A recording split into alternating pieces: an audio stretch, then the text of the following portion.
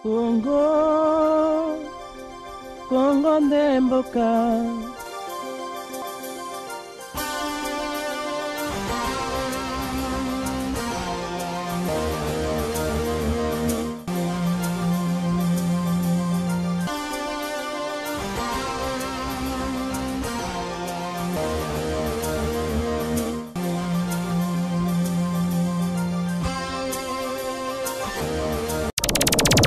Télévision, la chaîne de la diaspora congolaise. Merci Bandeko Balanzi ya Eco Dynamique Télévision, chaîne Oyo et Pesakabino plaisir ya Rolanda Biso na baitando iki na bandako na bino esika bofandi. Boye ibola mulisusu na émission ya bino ya mokolo malelo Congo ya nani. Esika wapi to mesani kosolola masolo ya baimboka. Awa nde to décortiquera onyo sezali koleka na kati ya mboka na biso.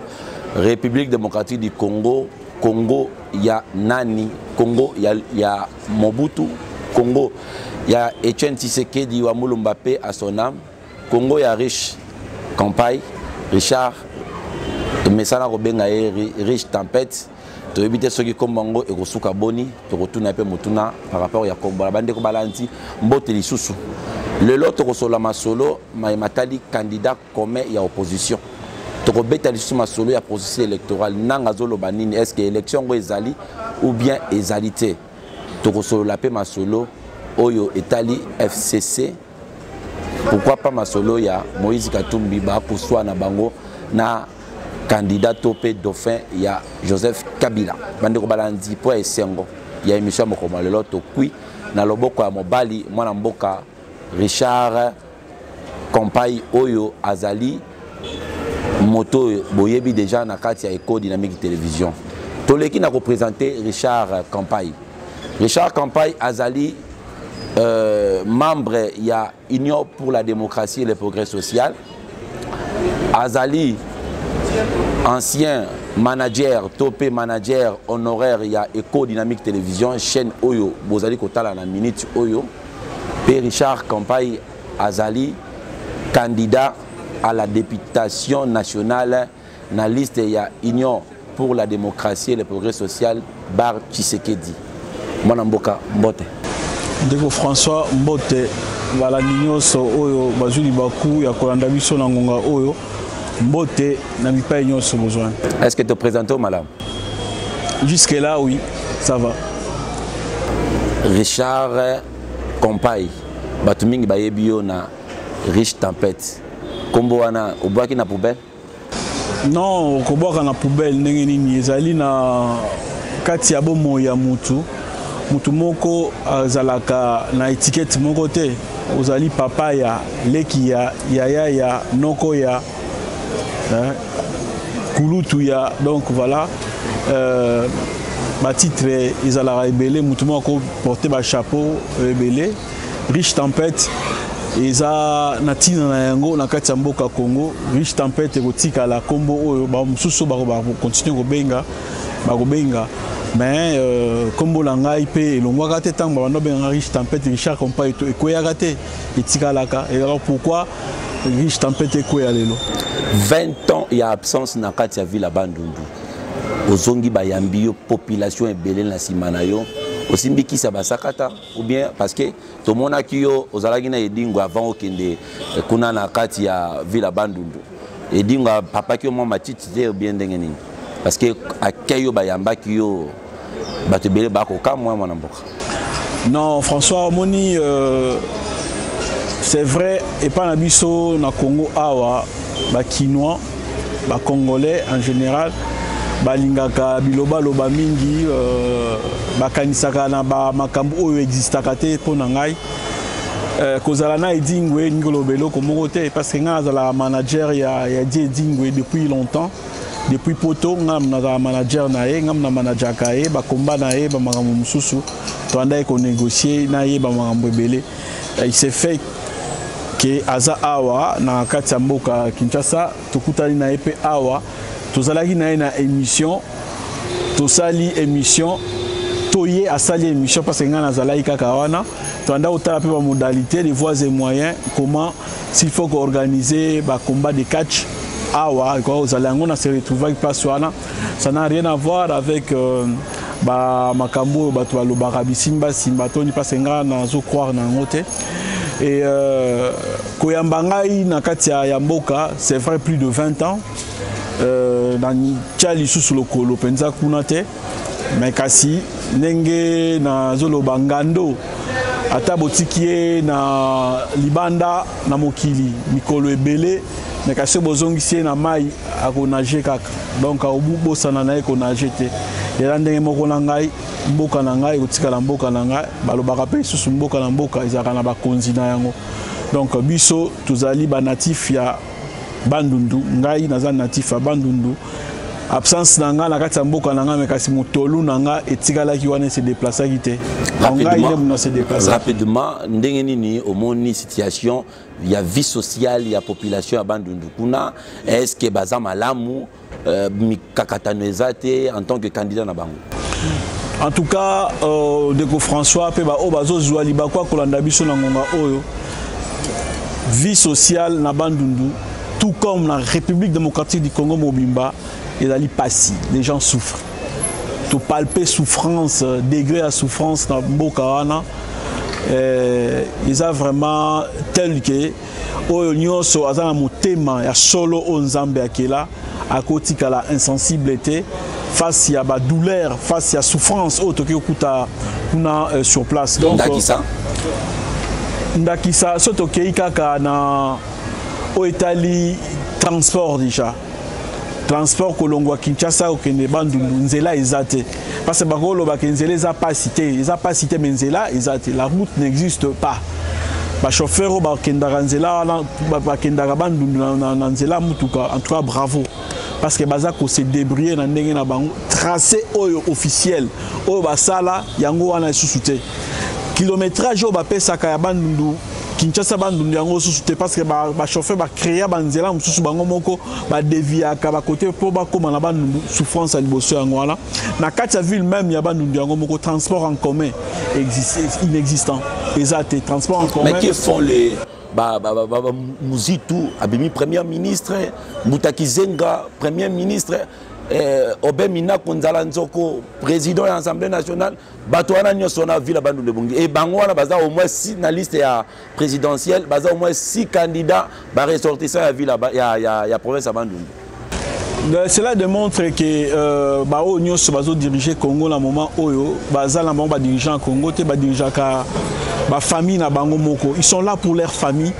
Au matin muke clan na bango ok moi liboso sous moi village basuka na bango kawana hein prévaner que te moni moi mboka oyo matata mponyo azali pe premier ministre awa asali kaka na province na province ku tout kende musika te na moi ville moko ka muke village donc ba congolais oyo bazo diriger jusqu'aujourd'hui bazana nuna posa il y a qu'au diriger Congo comme il faut. Ils sont là pour leur propre famille, pour la poche dans Bango, de Bazawana. Donc, démontrer que non, pour la Bango, qu'au diriger, ils allaient le la mutata, qui ne musala, la société songoloto pour aller sa famille. Oh, bah, ça que charge à l'État. Tu n'es plus là pour kaka na yo, oza pour les autres, oza serviteurs. Mais c'est le contraire aujourd'hui. Ba politiciens, ba comme ba mpomba, ba politiciens, ba comme ba grand prêtre, ndenge ba benga bango et que ba o ba tchaka bango sika wana ba comme ba na misala. Or c'est le contraire. Un ministre c'est un serviteur. Hein, étymologiquement parlant, c'est un serviteur.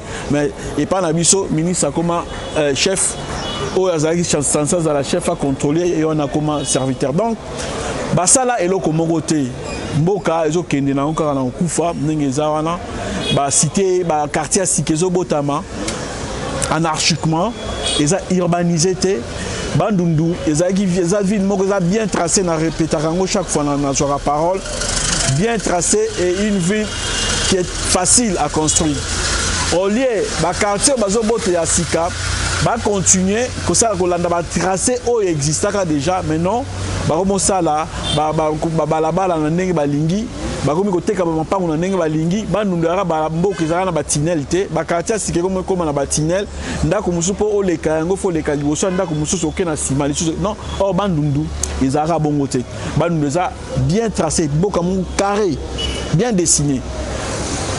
Donc, ils ont l'accès que Mboka, ils ont toujours dirigé jusqu'à aujourd'hui. Merci. Bandeko Balanzi, il y a Eco Dynamique Télévision, il y a émission Nabino Congo Anani. Tozali Bongona, candidat à la députation nationale. Il y a Ville, il y a Bandundu. Mwana Mboka, Richard Compaye. Oyo a Sepelis Biso Lelo, ko participer ko yana émission Nabiso pour na kosola masolo nyonso ya actualité. Sans plus tarder, to continue na question à Yambo, candidat comme opposition. Koto MLISA Vimbi Alobingainde Jean-Pierre Bembandaza ina makasi ya kobengana Joseph Kabila ya kobengana ya kolia Dauphin ya FCC kuna bataille de pes biso to sali plus de 38 ans na litio to ko tika place te est-ce que ndenge ba ko benda na bongo mwana mboka toki ne peto zonga est-ce que bokoza iso makasi bino opposition bo gagner candidat ya FCC topé mwana mboka Shadari oyo azali Dauphin ya Joseph Kabila. Merci François dans mon tournoi là yo. Ngai pour ngai likambo ya motuya ezali candidat comité.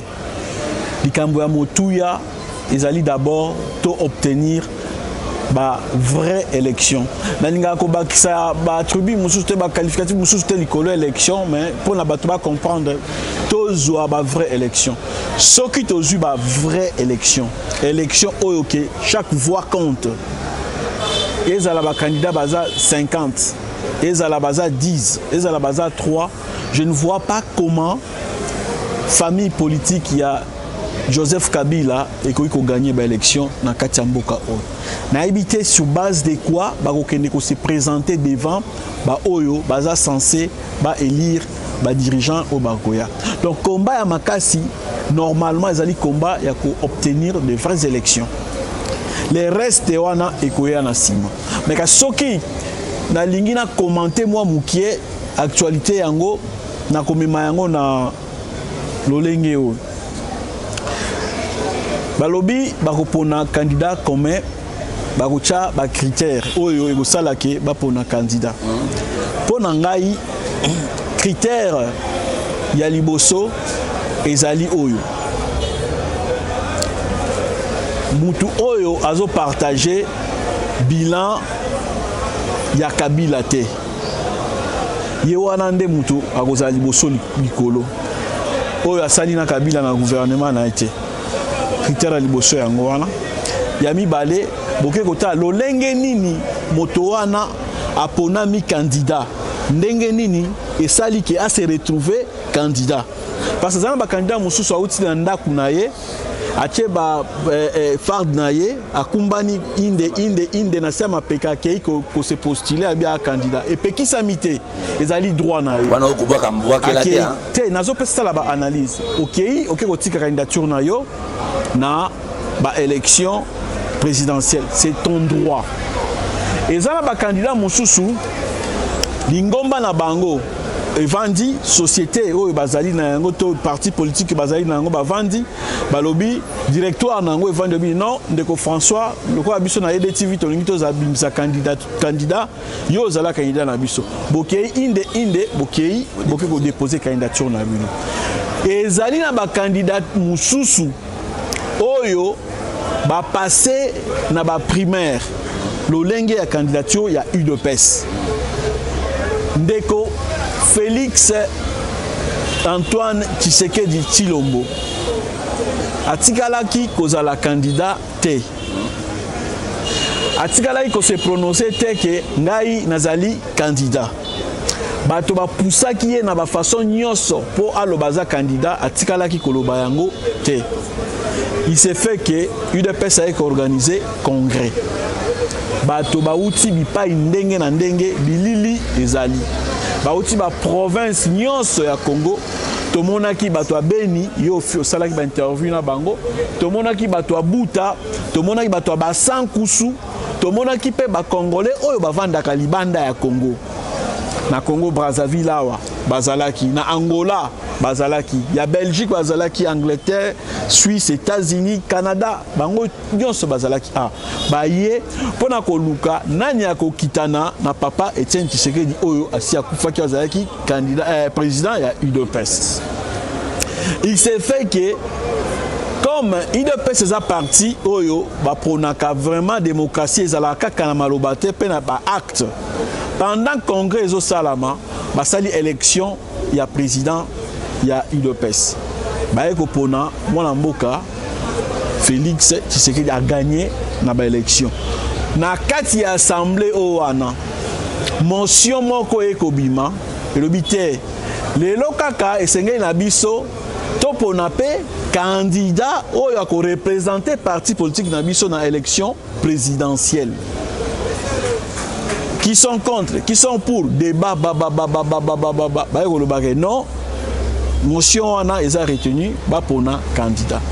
Motion mosusu ekoloba, est-ce que candidat batu ba postuler pona kozala pona candidature na candidature ya magistrature suprême mboka na biso?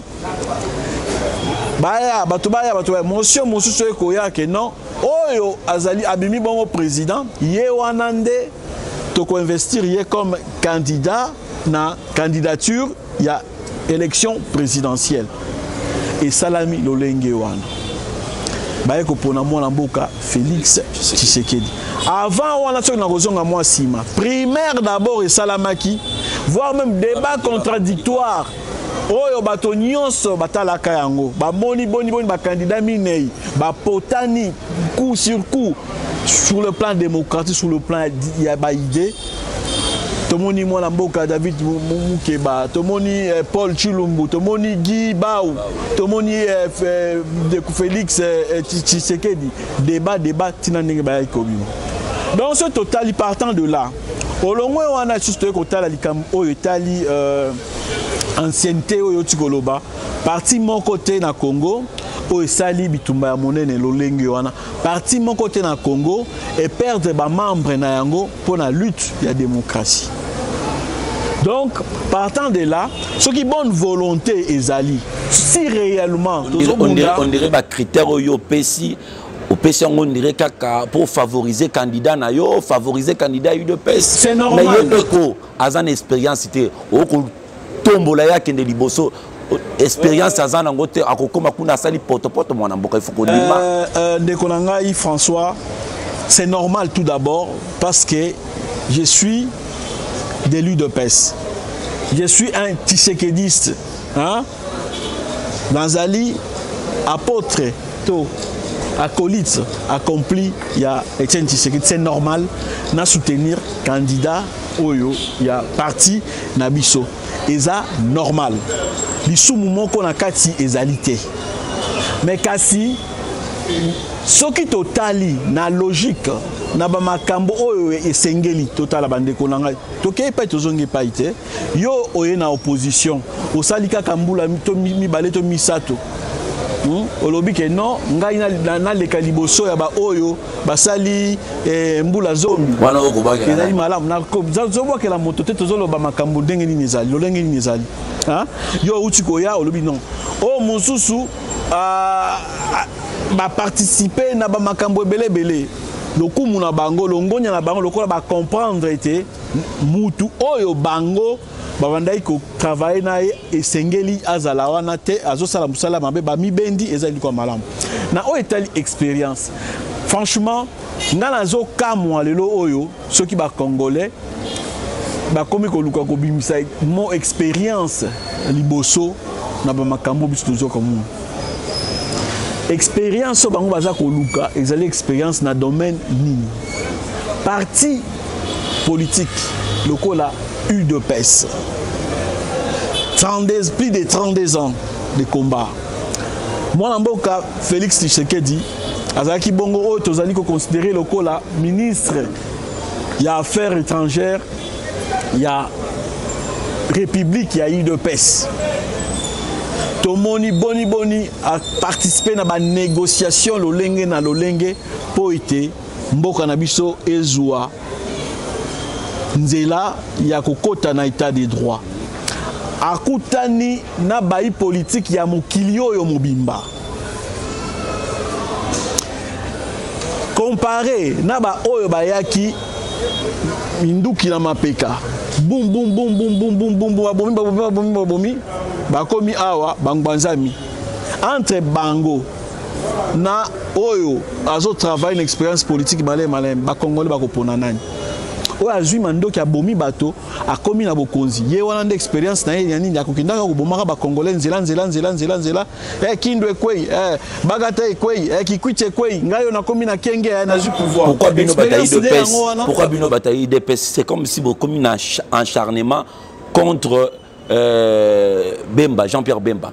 Non. Kobima Jean-Pierre Bemba bangi sibino toki sibino mutoki mo besu botoki mo tubutu boko sala bakaleki lolenge nini bokoki ko écarter bolieli kopana bata majorité présidentielle pour bo écarter candidature ya Jean-Pierre Bemba. AP komi boye. Est-ce que ceux qui ba les candidats comme abimité est-ce que ça Bino IDPS Makasi a gagné Dauphin Joseph Kabila. François, je ne pense pas Malobosali Koloba et là Nanzelate. Bako Luka cause un problème dans Jean-Pierre Bemba et ko Bandawapi. Rappelle-toi de Jean-Pierre Bemba na Boloko papa Etienne a longola makolona une de akikota la na Boloko. Président Félix a longola makolona une de akikota la na Boloko. Ba membre belé à UDPS na Belgique ba sangana ba kenda otala ndeko Jean-Pierre na ba procès à Jean-Pierre Bemba nyonso na lae UDPS abanda ikozala na procès à Jean-Pierre Bemba ngai moko ngana za koloba na banda ikozala ngai moko o na luka lolengeli na ko kendeti na lae ko kendo kutana na ndeko Jean-Pierre Bemba souhait na biso zalaki Jean-Pierre Bemba azala libanda parce que toyebi était bakanga qui injustement souhait zalaki a soutenir bino en 2011 pe na 2018 no ba bosoro ba imbo ba botala non toyebi likambo ya bogena ko luka soutien soutien likambo ko loba soutien wana eza na Congolais za bololete yo aussi lo so bina ba Congolais ke bo voter Richard ce balingi te malobano ko kuter Richard Salate justement tant ata yo biso ba voter ngai bakoyi pe ko boya ko voter ngai parce que Congolais za bololete ayebi nani oyo asengeli ba voter de skate songolo to pakala yango na tiko biso to obtenir ba élection en solo soki tozu ba élection en solo je ne vois pas comment bato oyo bakoyi ko gagner nazo monate en tout cas ko balusa makambo na façon nyonso na monite Congolais ko ke na ba urne akei abwaki lokasa na kombo ya Shadari même na kati ya famille ya imoko Shadari mais bango ba lobi yango na munoko ya président Sénat lobby soki opposition basangani te bako perdre élection oyo face ya candidat ya FCC faux c'est faux ba Congolais ba yebi eloko balingi ba pesa ba Congolais ba élection en solo bango batika na candidat ka moko opposition taza na candidat 10 bango ba kopolaka Martin Fayoul Mozito Adolphe Félix Antoine Tshisekedi Jean-Pierre Bemba ba candidat opposition à moi makasi bango wana pona yo tala écran ya Eco Dynamique Télévision pona yo oko souhaiter nani azali boso na bango nyoso akumba opposition mobana mapona mio maintenant tu ko peso ba analyse dans l'élection c'est clair que ce quota la bango nyoso o a participé o a partagé bilan en Kabila te c'est Félix Antoine Tshisekedi oyo aleki na ndenge oyo apolele amemi fard na lipekate ye moko akeli kotika candidature na Félix bosa na Fayulu Fayulu a ba bombe a lutter koleka Félix Tshisekedi papa président Fayulu na minute oyo soki to landi malamu aza ko poser problème te président Fayulu aza wana te ke awelela na songolo to pakala mais na batu mususu lelo oyo bakombe kotanga bakombo na bango na ba média bakombe kotanga bakombo na bango na ba politicien mususu pe ezokamwisa ngai ndaki ça na kotanga tanga bakombo bato bakena ba fard ye moko esa ke ko déposer pour na ye moko parti politique na ezanga secrétaire général parti politique na ezana ba militaire bazalaka te comité soki ya jeunesse ezalaka te mais tanga tamako ko mona mboka baza 26 mais non on azo kamwa bakombe kotanga bango que non ba kasiki opposition mais non ça se joue avec les Congolais ayebi nani azanani bazali ebele papa totanga bakomba bato awa te mais baoyo otangeli nga mine yoana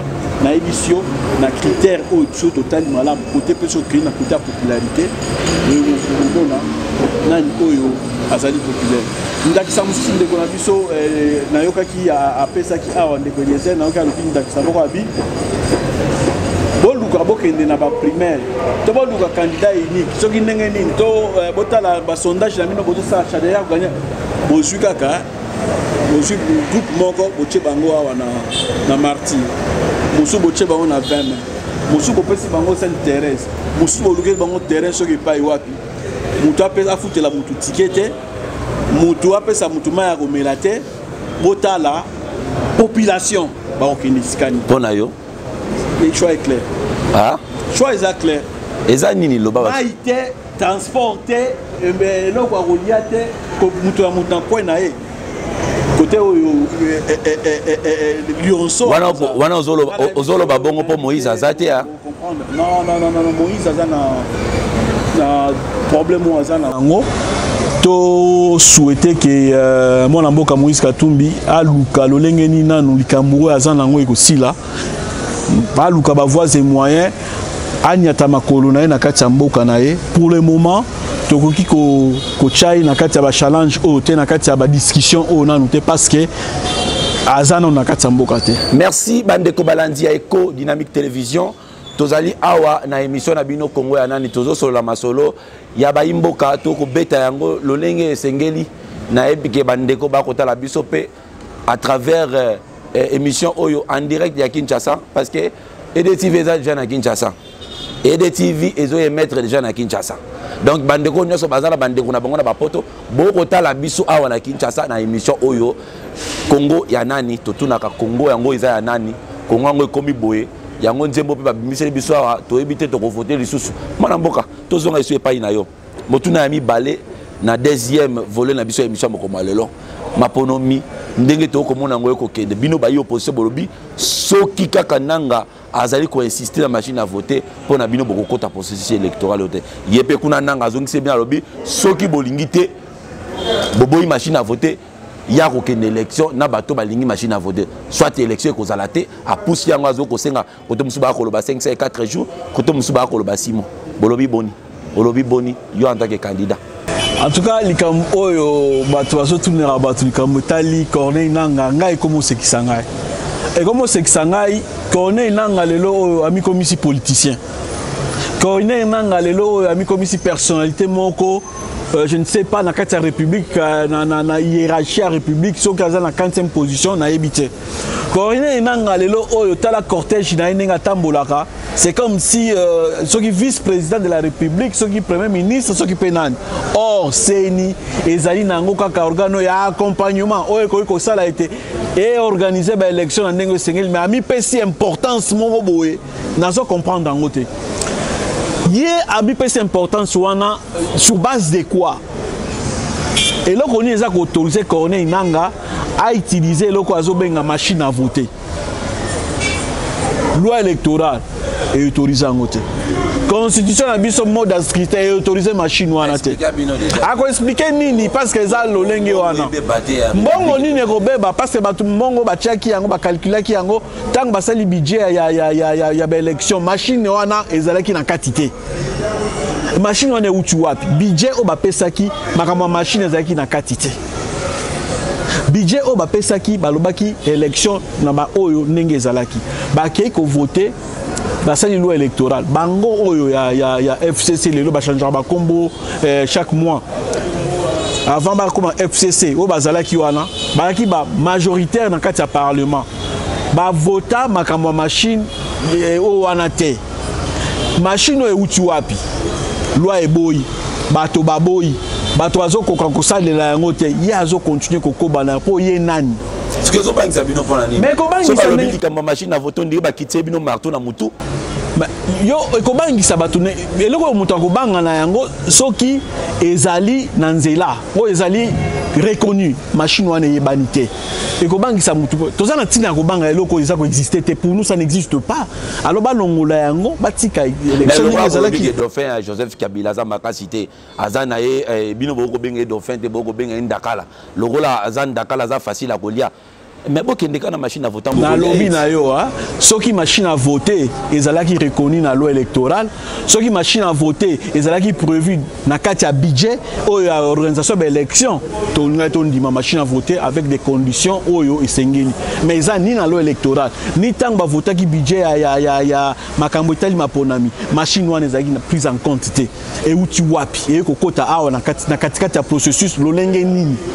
Machine en ezo uta ezo salama wapi mituna batuna ki babiano ya clair ezate kino lelo sikaso boboaki si machine à voter bokondi mapeke processus électoral au ba pousse le temps que ba sala imprimer ba bulletin de vote. François, problème de l'élection et la question à volonté politique. Impression il y a ba bulletin de vote et ko joie un mois té. Ceux qui doivent se mettre d'accord, doivent sérieux. Même à un hôtel de monnaie nabiso, bah coquille ko imprimer bah bulletin de vote. Si les gens sont sérieux, donc nous imprimons en étranger, à Ouakaka Nakata Kinshasa, un hôtel de monnaie, bah tu vas garder fou nécessaire. Bah bulletin de vote vous allez imprimer sans problème, avec des contrôles nécessaires. Donc et vous un moitié. Si tu as imprimer mbongo billet de banque, et ça que vous allez imprimer. Bon papier, où vous voter, vous allez imprimer. Bokoloba nini, pour na bato bakoloba, ce qui est l'élection exacte, faut transition. Transition, babisou balobi sans Joseph Kabila, babisou balobi, et que ça la mana mécanisme nini. Moi, l'amboka Martin Fayulu a proposé à lobi, ce qui transition et que ça la ma, et c'est salama, sans Joseph Kabila, pays à un candidat naïe, docteur Denis Mukwege. Bokoloba ni. Ndeko François na uti kolobano na libandeli combat ya liboso ezali to obtenir ba élection. Ce na bi ba élection c'est-à-dire ba élection libre, démocratique et transparente, inclusive. Soki tozui ba élection wana nakanisi problème kozala te. Lelo oyo Kabila a s'est décidé que non à cause de la candidate Lolenge au constitué Senga qui est depuis 2016 à Salila quitté à qui na mbutu les lois ndimi que non kozala nité assez aponi o ya moto oyo amonike akoki kobunda po na kan oyaye et sengeli na bango bazala conséquent tomoni yango na bamboka ebele soki okoki ko sala likambote na ebisio François fabriquer lenga vers oyo na makanisi na yo na maele na yo olobi naza capable ya fabriquer vers eau okoti na kati ya laboratoire omoni ete ba promesse opesa ki fabriquer vers eau okokite obi ate ndenge monsieur Richard sengai ngai nazomona na kokoka sute okozongela ngai obi ndeko Richard vers eau sengela nga na fabriquer nazokoka ko fabriquer yango te soki kende luka mutu mususu pa ko fabriquer leo vers lolenge oyo lingi. Ça c'est bon sens et c'est une ignorance. Et ça coûte question à débattre. Tout le monde on a Haïti. Président Haïti a coquille qui organiser l'élection à l'équilibre à peuple na coquille qui organiser l'élection dans un incapable na bendani bo organiser transition bo lukandengani bo organiser l'élection. Ba bondeli écoute habiter. Je suis incapable. Batika qui est a permis ba poni président à la transition oyo pour organiser l'élection. Bon sens et sengi dengue wana. Lelo oyo prolongation à liboso yango ya salamité 2017. Une année et salamité. Prolongation à mibale 2018. Élection sur les salami sous-souté. Na Kabila, na Seni ya Kabila. Oza dirigé par Nanga. Est-ce que na bon sens babiloko wana mibale to ba institution wana mibale bato baza ko représenter yango et sengeli na bango bakoba lisusu na bon sens. Moi je pense que non. Bozo soutenir bato ba koloba les anciens de AFDEL o le long en tête na bango ezali Eli Kapen oyo alobi apesi Joseph Kabila 5 jours à démissionner après ça pouvoir beaucoup soutenir hein? Moi je crois que ce monsieur là dans la caméra bien il faut les Congolais tous se constituer pour porter plainte contre non-assistance à un peuple en danger parce que ce que Zali ou Aza ko prétendre kozala moment où alinga ko sala makambo o yango yote soki azali oyo aza ko prétendre kozala nde Rossi akufaki te nde Thérèse Kapangala akufaki te nde bandeko mosusu bakufaki te nde bao bana boloko te. Ce monsieur il faut ba Congolais les avocats congolais ba se constituer ba porter plainte parce que ba aventure na mboka oyo ekomi koleka ebele batu oyo nayebi que c'est vrai toza na institut munene awa ina to formaka vraiment ba comédien ebele na kati ya mboka oyo batu auta bipai ndenge na ndenge bayaka kotanga awa nayebi toaki na ndeko moko famille mo bautaka Cameroun bayaka kotanga awa na ina ils ont réputé et je ne sais pas peut-être na histoire pe ya meseli wala tambusa koza la moko ya ba étudiant bauta na institut wana parce que o wana eza comédie et moment où ça comédie tozana posa libération tozana posa libération tozana posa libération na émission na lobby na yo na émission boye tozana posa ya libération wana te bao ba yaki awa ba ebisi biso ke bango ba libérateur tala esika wa pa memi biso tozala ina combat na biso pacifique non violent combat ezokende na yango ndenge ezokende Mobutu affaibli Tshisekedi azokende kosala makambo na lolengo esengeli bango baye kokota o non libérateur wapi libération depuis 97 ti lelo oyo Congo ezosala boy Congo ekundaka kaka bibembe Congo mabele nango emelaka kaka makila eyembaki nango ndeko na biso oyo nani na bosani kombo par ekoya alobi Kasai ezalaka mabele ya diamant Kasai lelo ko mabele ya ba fausse commune banda bandeko wana oye azali moko na bango baya na mboka na biso to koma ko compter bibembe chaque jour alors tous on a besoin ya muto akoyela biso ba libération o na mandok tous on a besoin na ye te tous on a tina na bango te o azana mandoki na ye abomba mandoki na ye aluka mabele oyo akonosela na ngo rébellion et muto wana faut za to kofunda ye la non-assistance à un peuple à danger. Le moment où on avait besoin de telles personnes, il ne s'est pas présenté. Aujourd'hui, on n'en a pas besoin. Hein? Qu'il aille ailleurs, pas ici. Merci Bandeko Balanzi, Eko, Dynamique Télévision, Toko Chité. Na émission à Mokomalelo, Totika na moi milite mon keba ko sala biso déjà sini kuna na ngambo ya région et simami lelo na Gauthier Maboko.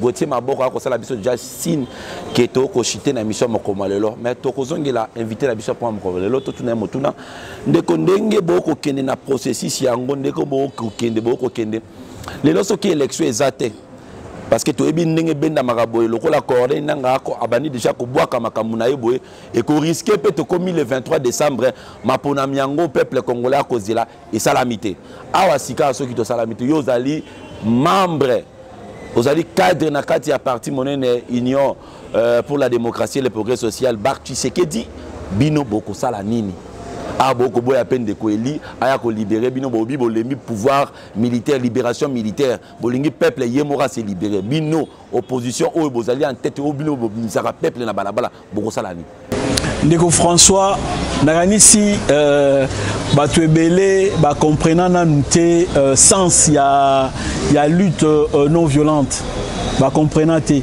mais ba oyo bazwa enseignement ya grand maître Etienne Tshisekedi wa Mulumba immortel ba yebi sens ya lutte non violente obiso to kota katina yango parce que tine bazoyemba ke maboko pembe aibate abomate aviolate lelo oyo ekomi esengo na kati ya muto ba musu ba komi regretter asala mabete ko sala na Congo soki ko sala te ya question moko muto azana expérience te pona nini ba lukaka ya comme premier ministre pourquoi asala te bon pourquoi yeka ka balinga comme premier ministre donc voilà Na kozonga pona webiso boy. Lutte non violente eza na ba méthode na yango ebele. Balobi na biso ba mbisi calendrier électoral. Na makanisi na bango balobi ke non bango calendrier électoral honnête eza ya loyenge bakoya te. Bako postuler te. Biso to kendeka na ba candidat na biso e ko sala malamu. Ba tche date ya ko déposer ba candidature ya élection provinciale.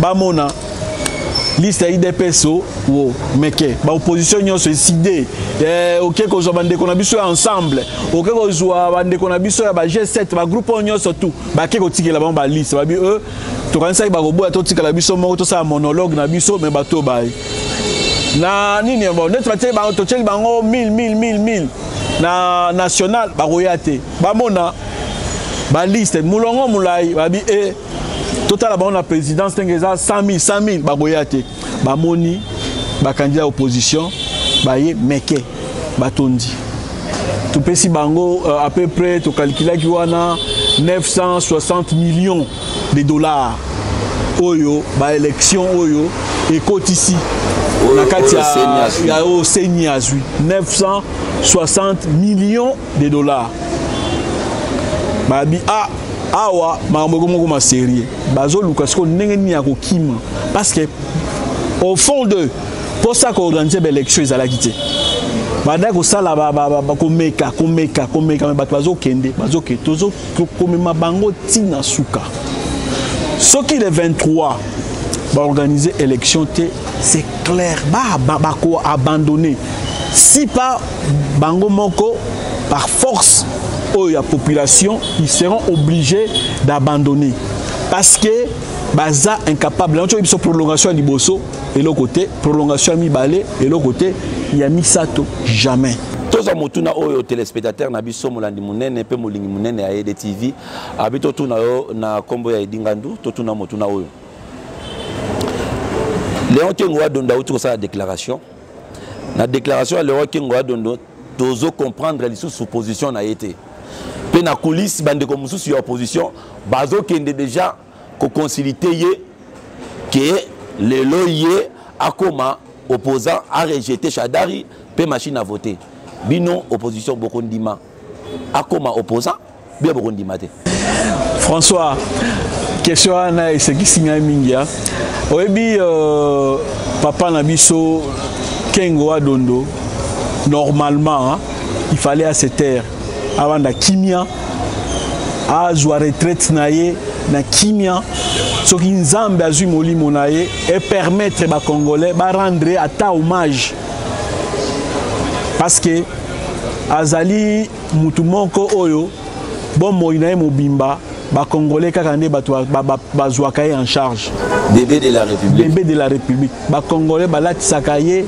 baleisaka ye bamelisa na mona mobola lokola Kengoa Dondo te Kengoa Dondo a mobola moko ya kosakana te une vie que na solidarité ya ba congolais tata wana ndenge omoni azakawa asala musala te o ke non ko betila nango tolo lelo ke non bato musu bamona peut-être aza riche te ayeba ko sala asala wapi tata wana quand bazo ba expérience papa Kengoa Dondo à part charge à république ba PC Sindili Sentinelle kengela kabiso institution telle kengela biso institution oyo banda ko kengelela ba congolais ba institution en dehors de ça papa wana il fallait à se taire avant d'être donc bokondima était opposant na lobby na yo combien de fois il y a pas longtemps on a fait na bango ya FCC to moni azobina makata malinga na ndeko Olive bazokata malinga bakati malinga basabre champagne comme beaucoup tu ya champagne amela ki wana soki 300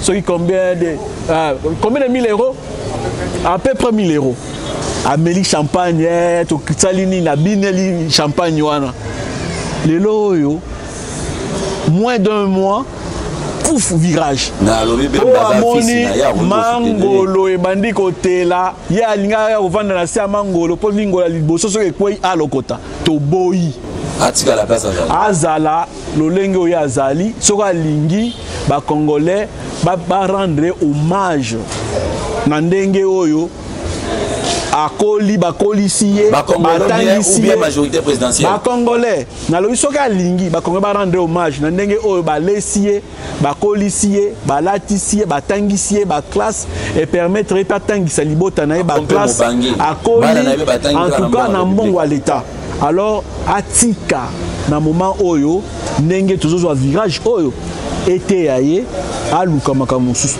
nga nazokamwa azosenga na Moïse Katumbi aya koluka amnistie pardon epa ya Joseph Kabila ekamwisaka ngai bato baloba basala badroit na mboka oyo comment Moïse akosenga amnistie mutu aza condamné te basenga amnistie bakondamné bakangi ete ndenge kosenga amnistie Moïse Katumbi akosenga amnistie sur base de quoi? Quelqu'un qui n'est pas condamné.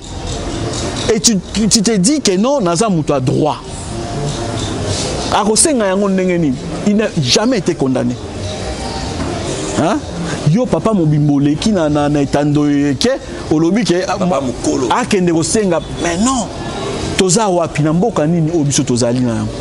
Merci Ndeko Richard Rich Tapete Ndeko Mesana Bongo Toro Mesana Komba Sika Richard Komba Sika ezate Kombo ezaka Kombo ezalaka badaka facilité ba bosa la komba ngo il faut tenga na yiso muto bosa na ozala te ça zo ko la Richard Rich Tapete benga na yo problème ezate ezaka ko identifier ngai bandi obalandi to komi na suka ya émission moko lelo mais yambote to ka bwana to sala spécial moko na émission oyo chaque invité ko leka na plateau oyo ya Sika tokopesa ye maloba soki aza candidat mingi mpona bacandidat Ndeko Richard tala caméra ya Eco Dynamique Télévision oza candidat hein oza candidat oui na bana na ben c'est candidat musu azopesa mbote muna ya sexy na bana na ben oza candidat tala caméra ya Eco Dynamique Télévision mingi ya Congo ya nani na bana na ben ba ko landa bino parce que EDTV za jana Congo oloba liloba moko même na ndinga oyebi ndinga allez-y.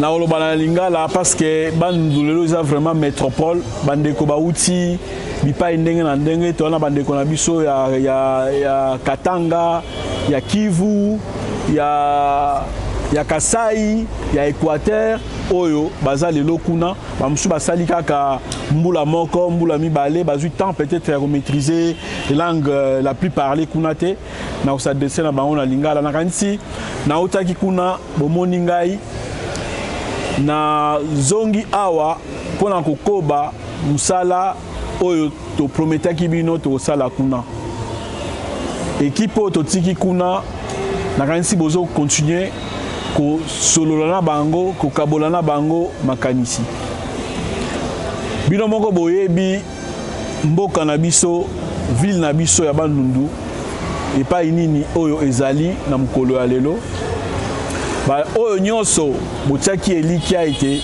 bakoya kolobelelaka bino ba décevoir bino na yango tosenga na bino kaka oyo tolobaki tosimbana maboko na maboko mbala oyo ezali candidature ya moto moko te mekasi ya biso nyonso lisanga pamba te tolingi tozala balobeli na bino ya solo ba oyo bakofungola bino miso bakofungola bino matoi pe monoko po boye bakoloba boye bakoyoka boye bape komona oyo elekaka na kati ya Assemblée nationale. Tokomi na suka bandeko balanzi ya émission na bino Congo ya nani tozalaki na esengo ya koyamba Monsieur Richard Kompai oyo azali candidat à la députation nationale kuna na ville ya Bandundu na province ya Kwilu na liste ya UDPS Tshisekedi. Pona nga na koloba lisusu nini soki nzambe oyo aza na lola koloba moya apesaki biso moya tokutana invité ya mokoma lelo te Yende El Shaddai mokolo lola. Merci na kolo na biso. Merci na équipe technique mobimba oyo et accompagner qui biso na émission mokoma lelo. Merci na bandeko bazali ko continuer ko soutenir émission oyo ekende liboso. Pourquoi pas na direction générale ya Eco Dynamique Télévision pe na bandeko nyonso bazali la awa na kati ya Eco Dynamique Télévision ya Congo pe Kinshasa. Bye et à la prochaine. Télévision, la chaîne de la diaspora congolaise. Congo, Congo nde mboka.